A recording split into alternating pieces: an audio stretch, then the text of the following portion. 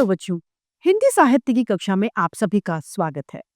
हिंदी साहित्य की कक्षा 6 का अध्याय संख्या 3 कबीर के दोहे को आज हम पढ़ने जा रहे हैं। हिंदी साहित्य हमें सिर्फ भाषा यानी बोली ही नहीं सिखाता, अपितु जीवन जीने की कला, उसके महत्वों से भी अवगत कराता है। तो आइए इस अध्याय को प्रारंभ करते हैं।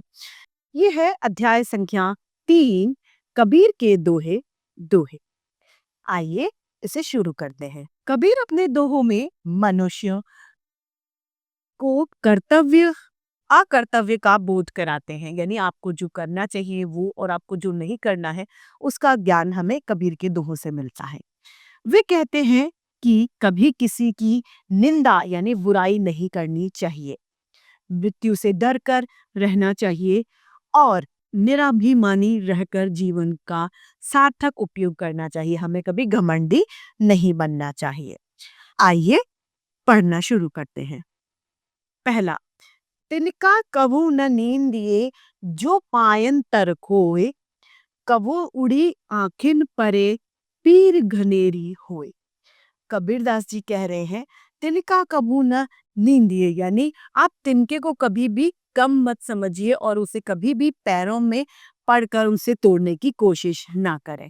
जो आपके पैरों में पड़ा हुआ है वो कभी भी उड़ करके आपकी आंख को पीर घनेरी यानी बहुत घना दर्द दे सकता है। अर्थात किसी भी वस्तु को हमें छोटा नहीं समझना चाहिए। इसीलिए कबीरदास जी ने कहा है तिनका कभू न नींद ये जो पायन तर होए, कभू उड़ी आंखन परे, जब वो आपकी आंखों में पड़ जाएगा तो पीर घनेरी होए, तो आपको दर्द बहुत होगा। दूसरा, कबीरा गर्व न कीजिए काल गरे करकेस, ना जाने कित मारी है क्या घर क्या परदेश। इस दोहे में कबीरदास जी बता रहे हैं कि हमें कभी भी गर्व यानी हमें कभी भी घमंड नहीं करना चाहिए। स्थिति हमेशा जीवन की अस्थिर होती है, कभी भी जीवन मृत्यु में बदल सकता है। जीवन में अस्थिरताएं बहुत होती हैं, जीवन स्थायी नहीं है। अर्थात क्षणभंगुर जीवन के ऊपर आप कभी भी अपना इतना घमंड न दिखाएं कि जो आपके लिए हानिकारक हो। इसीलिए कबीरदास जी ने कहा है कबीरा गर्व न कीजिए काल कहे करकेस, ना जाने की तुम्हारी है क्या घर क्या परदेस। अगला दोहा, रात गवाई सोई कर दिवस गवाए खाए, हीरा जन्म अनमोल था कौड़ी बदले जाए। कबीरदास जी कह रहे हैं कि रात्रि आपने सो करके बिता दी, दिन आपने खाने कमाने के चक्कर में बिता दिया। जो हमारा हीरा जैसा जन्म है, जो हमारी प्रकृति ने, जो हमारे ईश्वर प्रभु ने हमें अनमोल जन्म दिया है, आप उसे कौड़ी के भाव में गुजार रहे हैं। आप जरा सोचिए कि आपको सत्कर्म करना चाहिए, परित करना चाहिए, ताकि इस अनमोल जीवन का कर्ज आप चुका सके। इसीलिए कबीरदास जी ने कहा है रात गवाई सोए कर दिवस गवाया खाए, हीरा जन्म अनमोल था कौड़ी बदले जाए। आइए अब प्रेम के दोहे। कबीर जीवन के हर पक्ष में प्रेम की महत्ता को दर्शा रहे हैं। आइए, पहला, अथक कहानी प्रेम की कहूं कहीं न जाए, गेरू केरी सकरा सर्वे अरु मुस्काए। अथक कहानी प्रेम की, अर्थात प्रेम की जो कहानी है वो बड़ी विचित्र है। जो उसे करता है वही उसे जानता है, अर्थात उसे शब्दों में बयां करना मुश्किल हो पाता है। जैसे कि गूंगा जब गुड़ खाता है तो वो सिर्फ उसके स्वाद को चख कर मुस्कुरा सकता है, लेकिन वो उसका स्वाद बता नहीं सकता। उसी प्रकार से प्रेम है कि हम उसे सिर्फ महसूस कर सकते हैं, लेकिन हम उसे बता नहीं सकते। इसीलिए कबीरदास जी ने कहा है कि अतक कहानी प्रेम की कह गई ना जाए, गूंगे केरी सरकरा खावे खारवे आरु मुस्काए। अगला है, प्रेम न खेतो उपजे प्रेम न हाथ बिकाए, राजा परजा जेहू रुचे सिर दे सो ले जाए। कबीरदास जी कह रहे हैं कि जो प्यार है यानी प्रेम जो है वो न तो किसी बाजार में बिक रहा है और न ही किसी खेत में उपज रहा है। ये तो दिल का सौदा है, जिसके दिल में हो जाए, जिससे विचार मिल जाए, जिससे दिल हमारी उसके जिसके अर्थ हमें समझ में आए, उससे प्यार हो जाए, ये सिर दे सो ले जाए। और यदि जो आपको प्यार दे रहा है उसी से वो प्यार हम भी कर लेंगे, वो हमारा प्यार पा लेगा। इसीलिए कबीरदास जी ने कहा है, प्रेम न खोजो ऊप खेतो उपजे, प्रेम न हाट बिकाए, राजा प्रजा जेहू रुचि, सिर दे से लो जाए। अगला है गुरु की महिमा। कबीर ने गुरु को ईश्वर से भी बड़ा माना है। गुरु के माध्यम से ही ईश्वर की प्राप्ति की जा सकती है। गुरु के कठोर वचन भी शिष्य के हित में ही होते हैं, यानी गुरु हमें डांट भी लगा रहे हैं तो वो हमारी भलाई के लिए।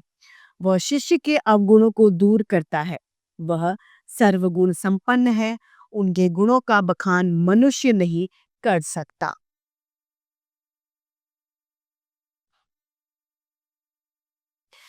गुरु कुम्हार शिष्य कुंभ है, गड़ गड़ कांटे खोट, अंतर हाथ सहार दे, बाहर बाहर चोट। कबीरदास जी कह रहे हैं कि जो गुरु है वो कुम्हार के समान है। किसके समान? कुम्हार कौन होता है?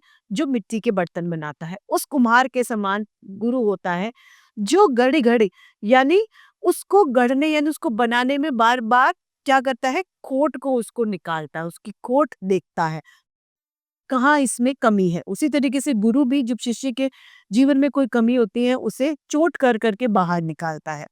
पर वो चोट किस तरीके से करता है कि कुम्हार अंदर उस बर्तन में हाथ रख लेता है ताकि वो बर्तन टूटे ना, और ऊपर से वो चोट मारता है। इसी प्रकार से गुरु होते हैं, वो हमें डांटते जरूर है, हमें सब बुरा लगता है जब वो हमें डांट रहे हैं, लेकिन आप उनकी भावनाओं को समझे, उनके मन में सिर्फ हमारे लिए अच्छी सोच है, इसीलिए वो अपनी डांट से हमें सुधारना और एक अच्छा मनुष्य बनाना चाहते हैं। तो इसीलिए कबीरदास जी ने कहा है, गुरु कुम्हार शिष्य कुंभ है, घड़ी घड़ी काटे कोट, अंतर हाथ सहार दे, बाहर बाहर चोट। अगला है, सब धरती कागद करूं, लेखन सब बनराज, सात समुंदर की मास करूं, गुरु गुरु गुण लिखा न जाए। इस दोहे में कबीरदास जी कह रहे हैं कि सब धरती कागज करूं, यदि सारी धरती को कागज बना दिया जाए और सारे वन यानी सारे वृक्ष जितने भी हैं वन है उनको यदि कलम बना दिया जाए और सात समुंदर की मासी करूं, गुरु गुण लिखा ना जाए। यदि आप सात समुंदर जितने लोग भी व्यक्ति भी अगर आप बैठा दें तब भी गुरु की जो गुणगान है, गुरु की जो महिमा है, आप उसका वर्णन नहीं कर पाएंगे। इसीलिए लिखा गया है, सब धरती कागद करूं, लेखन सब बनरास राय, सात समुंदर की मासी करूं, गुरु गुण लिखा न जाए। अगला है सुमिरन। दुख में पड़ा व्यक्ति ईश्वर का स्मरण करता है यानी ईश्वर को याद करता है, पूजा भजन कीर्तन करता है, लेकिन जब सुख आते हैं तो वो ईश्वर को भूल जाता है। मन को ईश्वर में लगाना चाहिए, न कि संसार के झूठे आडंबरों में। इसीलिए कबीरदास जी ने कहा है, माला तो कर मैं फिरे, जीभ फिरे मुख माही, मनुआ तो चाहूं दिस फिरे, यह फिर सुमिरन नाहि। कबीरदास जी कह रहे हैं, माला तो आपके हाथ में फेरी जा रही है, हाथ से आप क्या कर रहे हो, माला फेर रहे हो, लेकिन मुंह से आप लोगों की बुराई कर रहे हो। मनवा तो चाहो दिस फिरे, आपका जो मन है वो चारों दिशाओं में फैल रहा है, तो बताइए ये कैसा सुमिरन है, ये कैसा भगवान को याद है। भगवान को याद तो वो है जब आपका मन दिल दिमाग सब भगवान में लगे, वो है भगवान का सुमिरन करना। ये भगवान को सुमिरन करना नहीं है। इसीलिए कहा गया है, माला तो कर में फिरे, जीभ फिरे मुख माही, मनुआ तो चहु दस फिरे, यह तो सुमिरन नाहि। अगले दोहे में कबीरदास जी कह रहे हैं, दुख में सुमिरन सब करे, सुख में करे न कोई, जो सुख में सुमिरन करे तो दुख काहे को होए। कबीरदास जी कह रहे हैं कि दुख में तो सभी लोग पूछने आ जाते हैं, लेकिन वो पूछने नहीं आते, वो सिर्फ मजे लेने आते हैं। लेकिन जब सुख होता है तो कोई नहीं आता। क्यों? क्योंकि वो आपके सुख से जलते हैं, इसीलिए वो सुख में आपके साथ में इकट्ठे नहीं होते, वो सुमिरन करने नहीं आते। यदि सभी लोग सुख में ही आप एक साथ सुमिरन करें तो कभी दुख होगा ही नहीं। यदि आपके पास सुख है और आप उस सुख में भी भगवान को याद रख कर रहे हैं, तो आप इस बात से निश्चिंत हो जाए कि आपको कभी दुख नहीं आएगा। इसीलिए कबीरदास जी ने कहा है कि दुख में सुमिरन सब करे, सुख में करे न कोय, जो सुख में सुमिरन करे तो दुख काहे होए। तो इसी के साथ हमारी आज की हिंदी साहित्य की कक्षा यहीं समाप्त होती है। फिर से हिंदी साहित्य में ऐसे रोचक अध्याय लेके आपके समक्ष प्रस्तुत होते रहेंगे। आज के लिए इतना ही, फिर मिलते हैं। धन्यवाद।